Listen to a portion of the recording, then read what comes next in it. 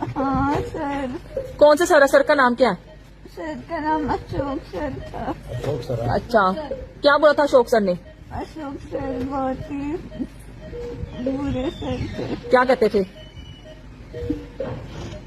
Ashok sir like क्या बोला था अशोक सर ने? Good evening ma'am. पीछे पड़ जाते थे और क्या पीछे पड़ जाते थे? क्या बोला था तेरे को? मतलब अजीब अजीब हरकतें करते थे। क्या हरकतें करते थे? जैसे कि मतलब अब मैं कैसे बताऊँ आप लोग? बता ना, बता कैसे करते थे हरकतें? बता। कैसे बताऊँ? पापा को बाहर भेज दूं? पापा को नहीं, पापा को क्यों भेजना? तो फिर कैसे कैसे हरकतें करते थे बता? अजीब सी कैसे? ऐसे मतलब टच वगैरह करते थे। कहाँ टच करते थे? यहाँ वहाँ पे, वहाँ पे कहाँ? यहाँ वहाँ पे। दोस्तों, इस बच्ची की दर्द भरी आवाज़ सुन के आपको लग रहा होगा आखिर इस बच्ची के साथ हुआ क्या है। आपको अंदाजा लग गया होगा इस बच्ची के साथ कुछ ना कुछ गलत हुआ है। आज मैं आपको यही बच्ची की क्राइम स्टोरी बताऊंगा कि कैसे एक होनहार बच्ची जो कॉलेज में पढ़ने के लिए गई थी, अपने सपनों को साकार करने के लिए गई थी, लेकिन वहाँ सिस्टम में फंस गई और रैगिंग का शिकार हो गई और कुछ टीचर्स की भी इसमें इन्वॉल्वमेंट बताई जा रही है। और ये बच्ची करीब 1 महीना बेड पे पड़ी रही और बेड पे ही इसकी बाद में हॉस्पिटल में इसकी डेथ हो गई है। तो ये दर्दनाक स्टोरी मैं आज बताना चाह रहा हूँ ताकि मैसेज यही जाए सोसाइटी में पता सके लोगों को कि हमारे कॉलेजों में आज भी क्या चल रहा है। और आज भी इतने सब रूल्स बनने के बाद, इतने सब रेगुलेशंस बनने के बाद भी बच्चों की इस तरह से डेथ हो रही है रैगिंग के नाम पे। किसी न किसी कारण से बच्चों की डेथ हो रही है। तू बोल, आप बोल। किससे मारा? बोतल से मारा, डंडे से मारा? बोतल से मारा था एक दीदी ने। कॉलेज में ना। फिर में आज जो कहानी मैं आपको बताने जा रहा हूँ किसी फिल्म की स्क्रिप्ट नहीं है। ये एक हकीकत है, एक समाज की सच्चाई है और एक बेटी की लड़ाई की पूरी कहानी है। कैसे ये बेटी कितने लंबे समय तक हॉस्पिटल में जिंदगी और मौत के बीच में लड़ी और आखिर इस सिस्टम से हार गई। एक ऐसी आवाज़, एक ऐसी बेटी की आवाज़ जिसकी आवाज़ तो सबने सुनी, लेकिन उसके लिए खड़ा कोई भी नहीं हो पाया। अब ये आवाज़ हमेशा के लिए खामोश हो गई है, लेकिन इस आवाज़ के लिए, अब इस दबी हुई आवाज़ के लिए, इस खामोश आवाज़ के लिए अब आपका समय आ गया है कि आप लोग इसके लिए आवाज़ उठाएं और सोशल मीडिया पर इस मुद्दे को उठाएं।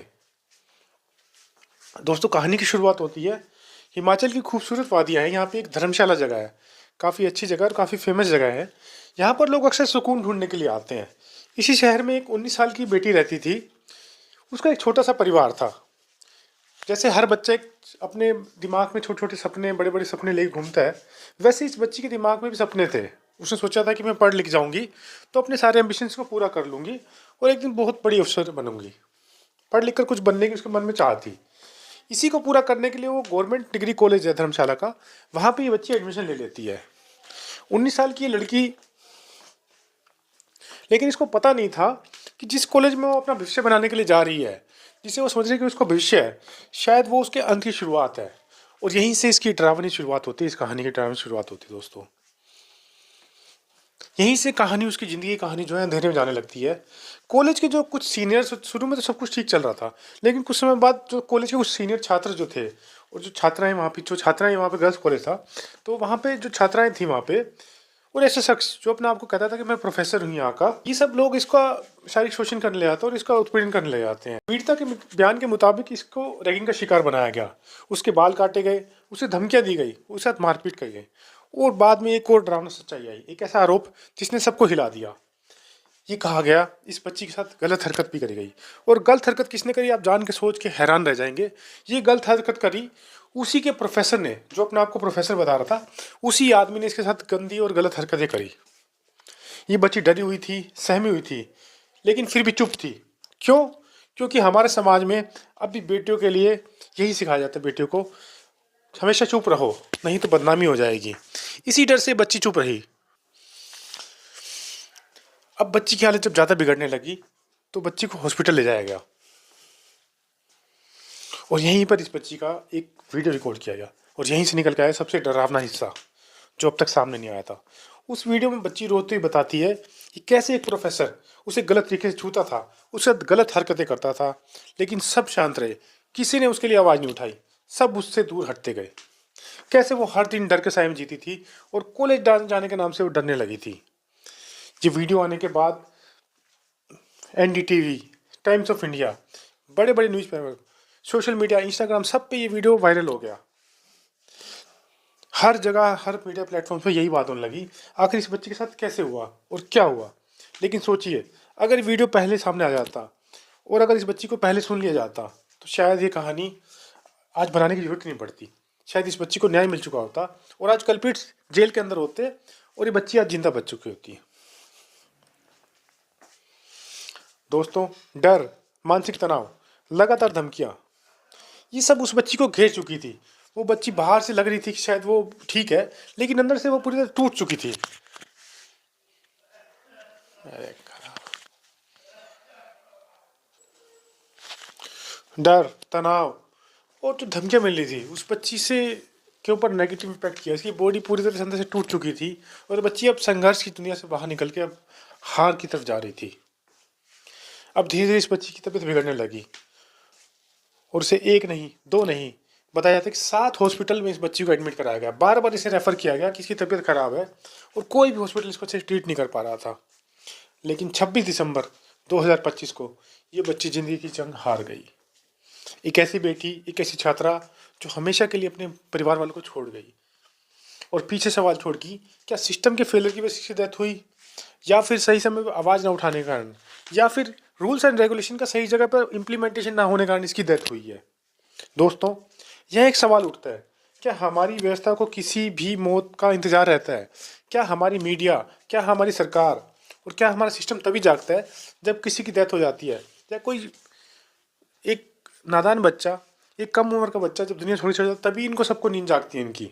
मौत के बाद FIR दर्ज हुई, 3 छात्राओं पर रैगिंग का आरोप लगा, एक प्रोफेसर पर उसे शारीरिक तौर पर उत्पीड़न करने का उस पर आरोप लगा, उन पर केस चला और फिर यूनिवर्सिटी ग्रांट कमीशन ने कहा कि दोषियों को बख्शा नहीं जाएगा। एक फैक्ट फाइंडिंग कमेटी बनाई गई और फिर सवाल यही है, क्या ये सब पहले नहीं हो सकता था? क्या अगर ये स्टेप्स पहले उठाए जाते तो इस बच्ची की जान नहीं बच सकती थी? दोस्तों, ये सवाल सिर्फ धर्मशाला का नहीं है, ये केस धर्मशाला का नहीं है। हर रोज पहले भी इस तरह केसेस आए थे, उसके बाद सुप्रीम कोर्ट की कुछ गाइडलाइंस आई कि UGC को रूल्स बनाए, उसके बाद UGC ने रूल्स भी बनाए कि रैगिंग को रोकने के लिए, लेकिन धरातल पर ये रूल्स कहीं ना कहीं फेल होते दिखाई देते हैं। हर बार, हर साल कोई ना कोई ऐसा केस आता है जिसमें रैगिंग के कारण बच्चे की डेथ हो जाती है। ये कहानी है हमारे कॉलेजों की, हमारे सिस्टम की, हमारी चुप्पी की। ये खाली धर्मशाला केस नहीं है। हम हर बार कहते हैं बेटी बचाओ, बेटी पढ़ाओ, लेकिन जब बेटी बोलती है तो हम कहते हैं चुप हो जा। दोस्तों, आज इस वीडियो के जरिए मैं कोई जजमेंट नहीं देने जा रहा, मैं नहीं कह सकता कि कौन गलत है कौन सही है, लेकिन बस एक सवाल छोड़ के जा रहा हूँ। अगर इस बच्ची की जगह हमारी बहन, किसी की बेटी होती तो क्या हम चुप रहते? अगर ये आप छात्र हैं तो आप भी इस बच्ची के लिए आवाज़ उठाइए, इसकी आवाज़ बनिए और इसके लिए आवाज़ उठाइए और इस वीडियो को ज़्यादा सोशल मीडिया पर सर्कुलेट कर दीजिए ताकि इसकी आवाज़ बन सके। उस बेटी का नाम शायद हम भूल जाएं, लेकिन उसकी कहानी हमेशा हमें अंदर से झकझोरती रहेगी कि सिस्टम के फेलियर के कारण एक बच्ची की जान चली गई। दोस्तों, इस वीडियो के माध्यम से इस बच्ची को न्याय दिलाने में ज़्यादा ज़्यादा कोशिश कीजिए। इस वीडियो को ज़्यादा से ज़्यादा शेयर कीजिए, व्हाट्सएप, फेसबुक, इंस्टाग्राम, हर जगह इस वीडियो को शेयर कीजिए और इस बच्ची को न्याय दिलाने में इसकी मदद कीजिए। मैं होप करता हूँ कि कोर्ट और बाकी पुलिस के खिलाफ, इन कल्प्रिट्स के खिलाफ सख्त एक्शन लेगी और दोबारा से इस तरह की घटना नहीं होगी। ये छोटी सी एक मुहिम है हमारी कि इस बच्ची को न्याय मिल पाए। आशा करते हैं कि आप वीडियो को ज़्यादा से ज़्यादा शेयर करेंगे और इस बच्ची को न्याय दिलवाने में हमारी मदद करेंगे। तब तक के लिए हमारे साथ भारत न्यूज़ में बने रहिए। धन्यवाद।